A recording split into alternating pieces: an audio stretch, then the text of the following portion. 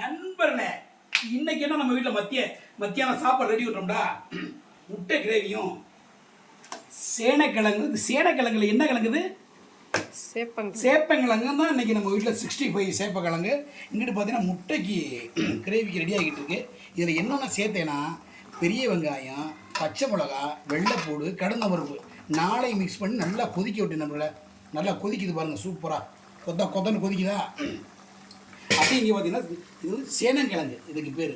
இதை சாப்பிட்டோம்னா உண்மையிலேயே மூலத்துக்கு ஒரு அருமருந்துன்னு சொல்ல முடியும். அவ்வளோ நல்லது. பாத்ரூம் நல்லா ஃப்ரீயாக போகணும்ல, இதுதான் உண்மை.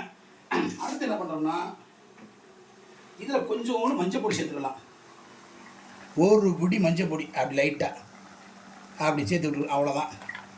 லைட்டாக தான் சேர்க்க நண்பர்களே, வெயிட்டாக சேர்க்கக்கூடாது. இது சீரகப்பொடி நண்பர்களே. பார்த்தீங்கன்னா சீரகப்பொடி இது ஒரு 3 ஸ்பூனு. ஓகே, இதை போட்டுருணும். அடுத்து பார்த்தீங்கன்னா தனி மிளகாத்தூள் தேவையான அளவு. ஓகே நண்பர்களே, இதுக்கு மேலே விட காந்து போயிருங்க அது வாயலாம். அதுக்கப்புறம் வீட்டில் தயார் பண்ண மிளகாப்பொடி இருக்குல்ல, நம்ம வீட்டில் அரைப்போம்ல, வீட்டு மிளகாப்பொடி கொஞ்சம் காரத்துக்கு நண்பர்களே அப்படி லைட்டாக தூவிட்டு சூப்பராக அப்படி. இது வீட்டு மிளகாப்பொடி, வீட்டில் நம்மளாக தனியாக அரைச்சது. இப்படி தூவி விட்டா நல்லா கெட்டி கொடுக்கணும் நண்பர்களே. அப்போ என்ன பண்ணுறோம்னா அடுத்து இது நல்லா கிண்டி விடணும் நண்பர்களே. கொள்ளன்னு வந்துருச்சு. அப்படியே ஒன்று மறந்துட்டேன், உப்பு போடணும். தேவையான அளவு உப்பு. ஓகே, ரொம்பையும் போடக்கூடாது. உப்பு கம்மியாக இருந்தால் சாப்பிடலாம், நிறையா இருந்தால் சாப்பிட முடியாது நண்பர்களே. அதனால் அளவாக போட்டுக்குங்க.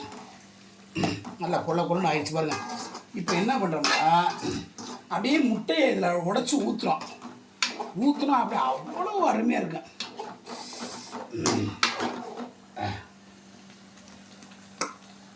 ஆஹா, செம்ம டேஸ்ட் நண்பர்களே. உண்மையிலே அருமையாக டேஸ்ட் நண்பர்களே. அப்படி இதை பரட்டி விட்ருவோமே. சேனக்கிழங்கு. ஐயோ இல்லை, இது என்ன கிழங்கு? என்ன கிழங்குப்பா? சேப்பங்கிழங்கு. மறந்து போகுது.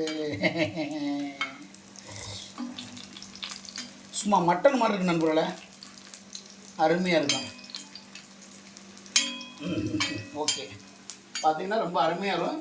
சாப்பிட்றதுக்கு ரொம்ப இனிமையாக இருக்கும், சுவையாக இருக்கும். இப்போ அடுத்தது என்ன பண்ணுறோம்னா முட்டையை உடச்சி ஊற்ற போகிறோம் நண்பர்களே. டொக்குன்னு முட்டையை உடச்சி ஊற்ற போகிறோம். நல்லா கொதிச்சிருச்சு. கொதிச்சுக்கு அப்புறம் அப்படி மெதுவாக ஊற்றணும். அப்படி ஊற்றணும், முழு முட்டையாகவே இருக்கணும். 1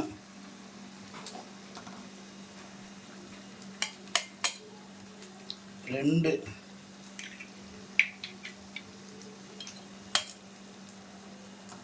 3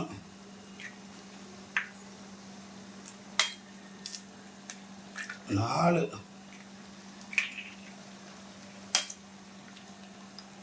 5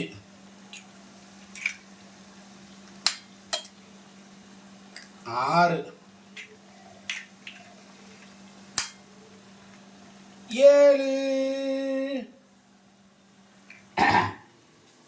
7 முட்டை ஊற்றியாச்சு நண்பர்களே. இது அப்படியே கிண்டுனோம்னா கொள்ளன்னு ஒரு கிண்டக்கூடாது, அப்படியே விட்டுறணும். சிம்மில் வச்சுட்டு வேக விட்டுறணும். அடுத்தது ருசி பார்த்துக்கணும் நண்பர்களே. இதை சின்ன பிளேட் என்ன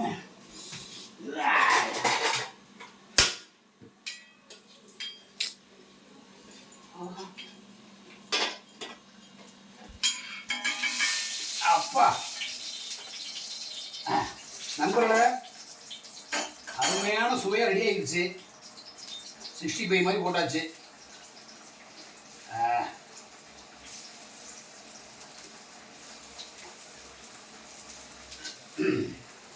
அங்கிட்ட அது ரெடி ஆகிடுச்சு. முட்டை கிரேவி ரெடி, இதுக்கு ரெடி. முட்டை கிரேவி ரெடியான்னு பார்ப்போம். அடாடாடாடா, அப்படியே முழு முட்டையாக இருக்கும் நண்பர்களே. எங்கே வருங்க, முழு முட்டையாக இருக்கு வருங்க நண்பர்களே. அடாடாடாடா, இப்படி வைக்கணும் குழம்புனா நம்ம கை வண்ணமே வண்ணம் தாங்க. மதுரை மீசம்னா கொக்கா அப்படி வைப்பேன் குழம்பு, நக்கி திங்கண்ணே.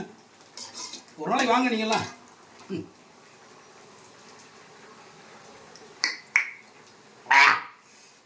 வேற லெவல். இதை ஒரு விட்டு ஆட்டு பார்ப்பேன் எப்படின்னு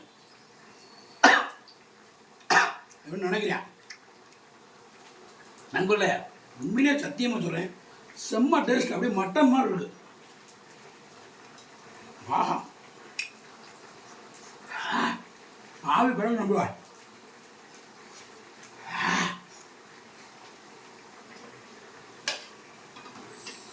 இதையும் விடக்கூடாது, இந்த முட்டையை ஒரு போடு போட்டுருவோம்.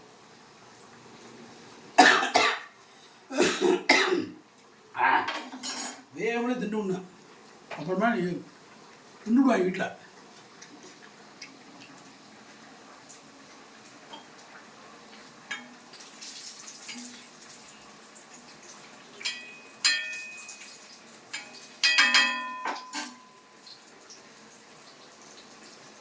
முட்டை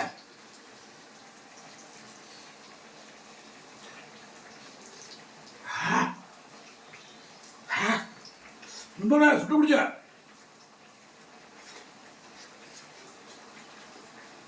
சுட்டால விட மாட்டேன்.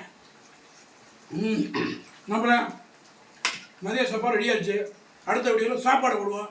நன்றி, வணக்கம்.